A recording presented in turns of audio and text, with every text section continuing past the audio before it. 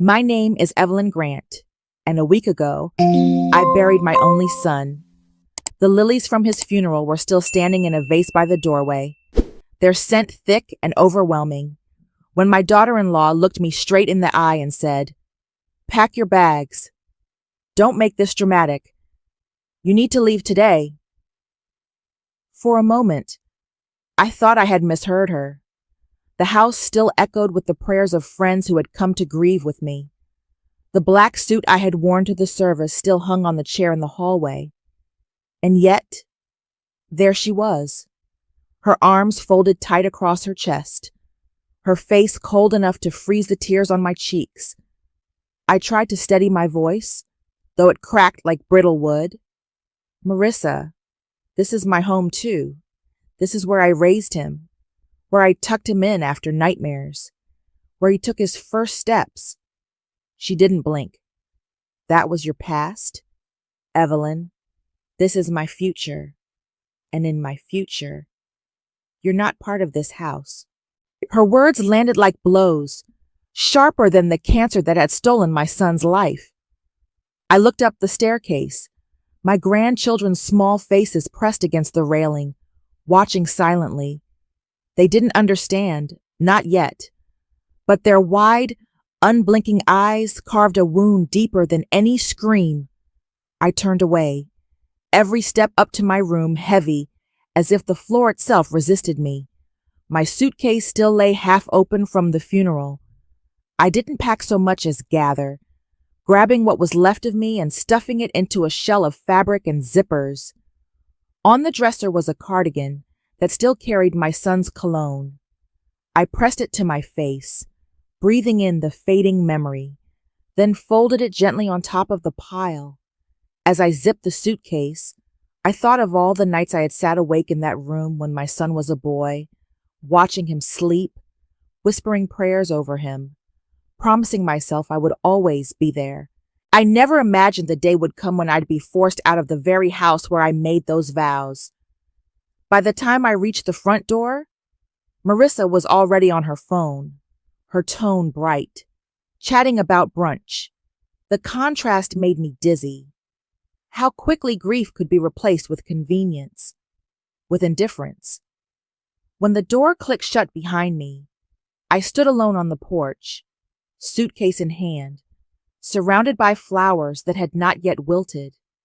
Clouds gathered overhead, rumbling softly, as though the sky itself mourned with me. That was the moment I realized burying my son would not be the hardest part of this week. Surviving the cruelty of the woman he left behind, that was the test still waiting for me. The nights that followed blurred into one another, each one colder than the last. I parked my sedan in the farthest corner of a grocery store lot, where the flickering lamps cast just enough light to keep me from disappearing completely. The seatbelt dug into my shoulder when I leaned back, and the windows trapped more cold than warmth. I told myself this was temporary, that Marissa would realize the cruelty of her decision. But with each sunrise, the silence stretched further, until I understood she wasn't going to open that door again. Meals were pitiful, stale crackers, bruised apples, cheap coffee from gas stations. Still, I forced myself to eat because I knew if I gave in to weakness, there would be nothing left of me should I see my grandchildren again. They were the reason I kept breathing. On the fourth morning, I drove past their school. Children spilled out onto the playground, bright coats flashing against the gray winter sky. And then I saw them, my grandson chasing a ball, my granddaughter tugging at her braid as she laughed with a friend. My heart surged toward them, but I stayed in the car, gripping the wheel so tightly my knuckles went white. If Marissa saw me, she'd twist it into another weapon. When the bell rang and they disappeared inside, I whispered to the empty seat beside me, "I'm still here, sweetheart. I'll always be here." My voice cracked, but it was all I had to give. That night, the loneliness pressed harder. The parking lot emptied, leaving my car like a forgotten island. I listened to the hum of refrigeration units behind the store, a mechanical lullaby for the invisible. I stared at the car ceiling and thought of my son, the way his laughter filled a room, the way he always kissed his children twice at bedtime. The memories burned and soothed all at once. A security guard knocked on my window one evening. "Ma'am, you can't sleep here every night," he said, his tone weary but not unkind. I nodded, started the car, and drove across town to another lot. The engine coughed as if it too was exhausted from carrying my grief. In those endless nights, shuffling between empty lots, I wondered if this was how my story would end. Invisible, discarded, reduced to a shadow outside the lives of those I loved most. But even in that darkness, the image of my grandchildren's faces kept me tethered. I couldn't vanish. Not yet. That thought, the ember of their faces, was the only light I carried into the dark. The nights blurred into each other, each one colder than the last. I parked my old sedan in the far corner of a grocery store lot, where the lamps flickered just enough to make me feel less invisible. The seatbelt dug into my shoulder when I tried to sleep, and the silence pressed so heavily that even the sound of a passing train felt like company. I told myself I just needed time to breathe, that maybe Marissa would reconsider, but the truth was crueler.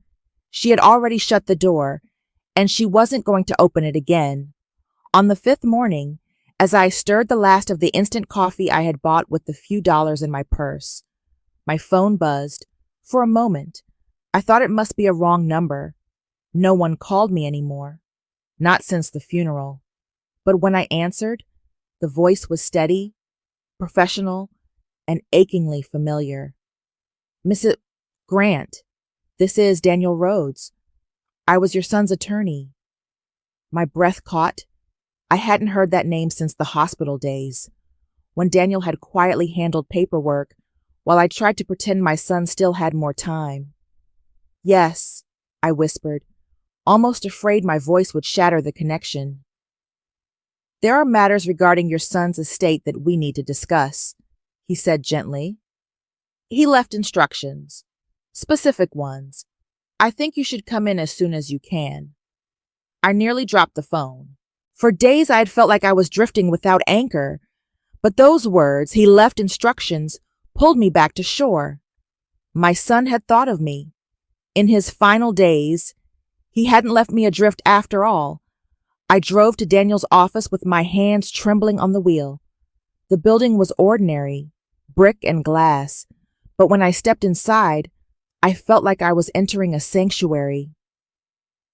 Daniel greeted me with the kind of solemn respect only someone who had walked beside grief could offer. He led me to a chair, slid a folder across the desk, and then pushed a small envelope on top of it. "This," he said, "is from your son." My fingers shook as I broke the seal. The handwriting on the page was unmistakable, each loop and curve etched into my memory from years of birthday cards and hurried notes. "Mom," it began, "if you're reading this, I'm gone. But I couldn't leave without making sure you and the kids are safe. I know Marissa wants a new life, but my children need more than her ambition. They need your steadiness, your love. I've arranged everything so you can protect them if she tries to cut you out. Please, don't give up on them. Don't give up on yourself." Tears blurred the words, but I pressed on, clutching the paper as if holding his hand. Daniel explained the rest, about the trust, about the recordings, about the petition we could file in court. It was overwhelming, almost unbelievable, yet beneath the storm of sorrow a spark lit inside me. For the first time since I walked out of that house, I felt something other than despair. I felt purpose. Daniel spoke in measured tones, outlining every step as if he had practiced this conversation in his mind long before I arrived. The words felt both heavy and strangely fragile.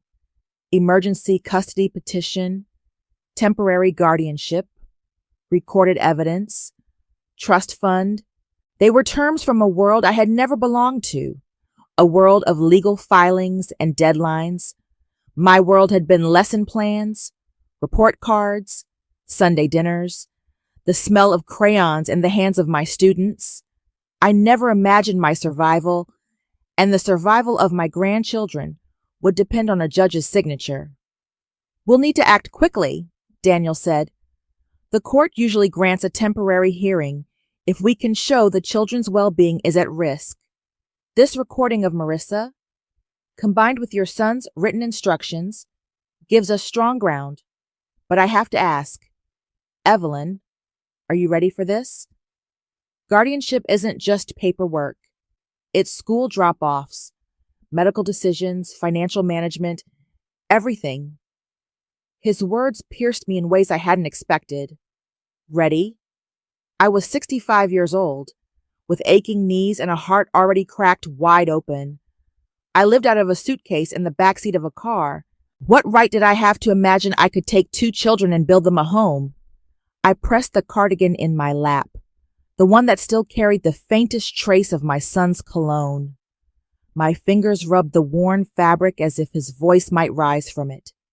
"Don't give up on them. Don't give up on yourself." The memory of his letter cut through my doubts like sunlight through a storm. "I don't know if I'm ready," I admitted, my voice unsteady. "But I know I can't let them grow up thinking their grandmother disappeared into the shadows. I won't let them believe I chose silence." Daniel nodded, as though he had been waiting for that answer. "Then we'll start with an affidavit. You'll tell the court about your living situation, your health, your history as a caregiver. We'll provide the letter and the recording. The judge needs to see not just your son's wishes, but your capability to follow through." Capability? That word lingered long after I left his office. I drove aimlessly through town, past the library where I once read stories aloud to children, past the church where I had taught Sunday school. I had been capable then. Wasn't that proof that I could still be? That night, instead of curling up in the back seat, I checked into a modest motel with the last of my savings. It wasn't much. A thin mattress, a humming air conditioner, but it was a roof. I looked in the mirror above the sink and studied the lines on my face, the gray threading through my hair. I looked like a woman who had carried decades of life, and maybe that was exactly what those children needed. Over the next days, I gathered documents, medical records, letters from neighbors, photos of birthdays and graduations. Each piece felt like evidence, not just for the court, but for myself. Proof that my story wasn't finished. The night before the hearing, Daniel called. "Get some rest," he urged. "Tomorrow we'll make the case. Tomorrow we show the judge you are not just grieving, you are ready to fight." I set the phone down and sat on the edge of the bed, heart pounding. For the first time since my son's death, I felt a strange fire in my chest. Fear still circled me, but underneath it, steady and fierce, was resolve. Tomorrow, I would not stand as a woman discarded by her daughter-in-law. I would stand as a mother, as a grandmother, and as the keeper of my son's promise. The courthouse smelled of polished wood and paper, a place where lives were rearranged with the stroke of a pen. I sat beside Daniel, clutching the cardigan like armor, while the judge scanned the documents. My palms were damp, but my voice, when asked to speak, carried more strength than I thought I had left. I told the truth. About the night I was forced out. About the nights in the car. About the fear in my grandchildren's eyes as they watched from the staircase. Marissa sat across the room, perfectly composed in a navy dress, her lawyer whispering in her ear. She looked at me as though I were an inconvenience, not a grandmother. When the judge pressed play on the recording, the room filled with her own voice, sharp, impatient, declaring her plan to sell everything and start fresh in California. For the first time, her mask cracked. She shifted in her chair, eyes darting to the floor. The judge's gavel came down with a sound that echoed in my chest. Temporary guardianship is granted to Mrs. Grant pending full review, effective immediately. My breath caught, not from surprise, but from relief so deep it nearly buckled my knees. I wanted to cry, but there was no time. The order was signed, and Daniel leaned close. "We'll enforce it today," he whispered. Hours later, I stood once more at the house that had been both sanctuary and prison. This time, I wasn't alone. A social worker and 2 officers flanked me, their presence not threatening but steady, like pillars holding me upright. Marissa opened the door, her smile fading as she saw the papers in the officer's hand. "This is absurd," she snapped, but the tremor in her voice betrayed her. "It's a court order," the social worker said firmly. "We're here to transition custody." Marissa tried to argue, but the law stood taller than her pride. I stepped past her, my heart hammering, and looked up the staircase. There they were, my grandchildren, clutching the railing, their eyes wide with confusion and hope.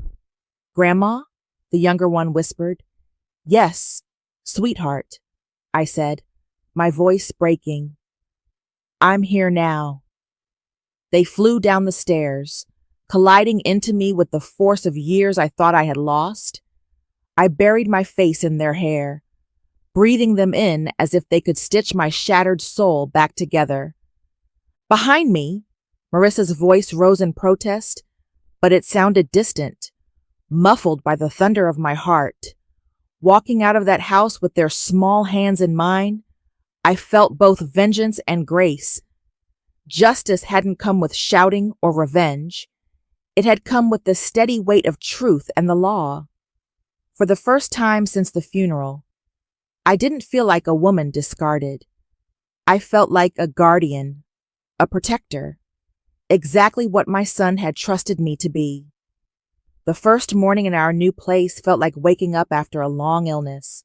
The motel had been a temporary roof, but now we were in a small rental near a quiet lake. Nothing fancy, 2 bedrooms, creaky floors, and a porch that looked out onto the water. Yet to us, it was a kingdom. I brewed coffee in a second-hand pot I'd bought at a thrift store, and the smell filled the kitchen.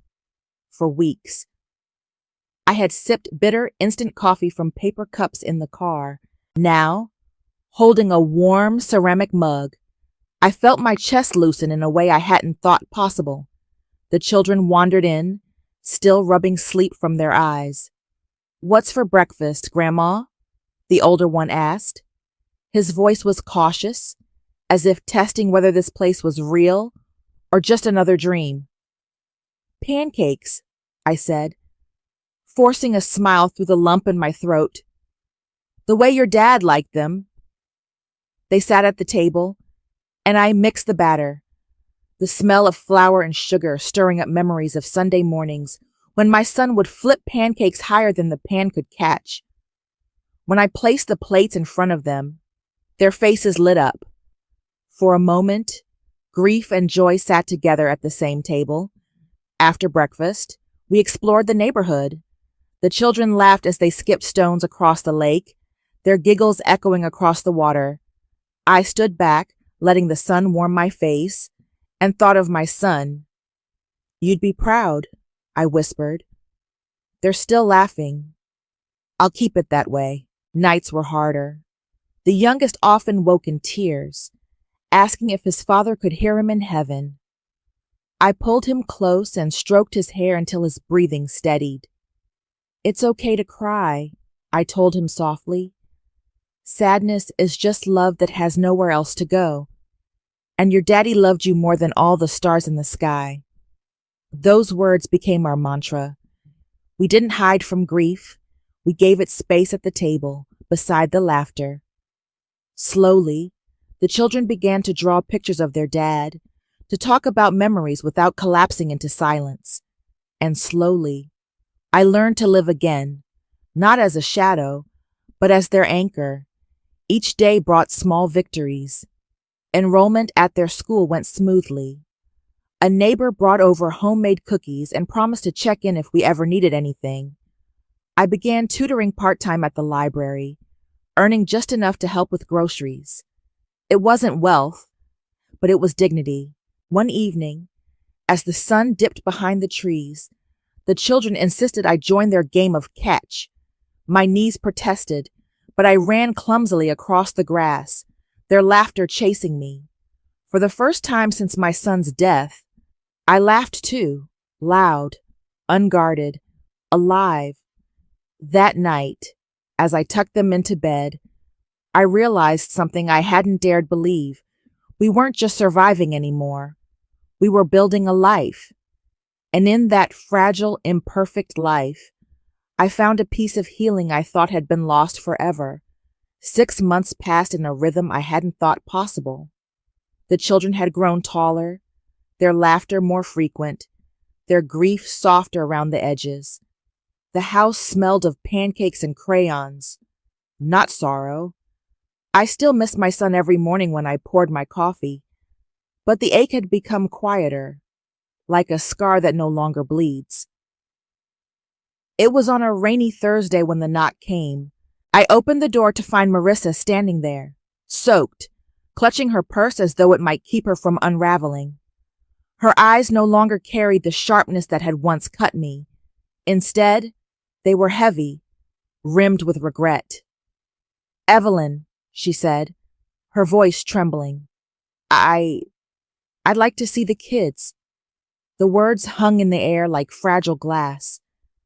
Part of me wanted to slam the door, to remind her of the night she pushed me out with nothing but a suitcase and fading flowers. But behind me, I heard the patter of small feet and saw the children peeking from the hallway, their faces a mixture of fear and longing.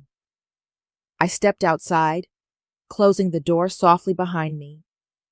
"Why now?" I asked. She swallowed hard. "Because I was wrong. I thought running away from grief would make it disappear, but it hasn't. I miss them, and I know I don't deserve your forgiveness, but they're still my children." Rain dripped from her hair, and for the first time, I saw not arrogance, but a broken woman, lost in her own mistakes. The anger inside me didn't vanish. It never would, but it softened, just enough to make room for something else.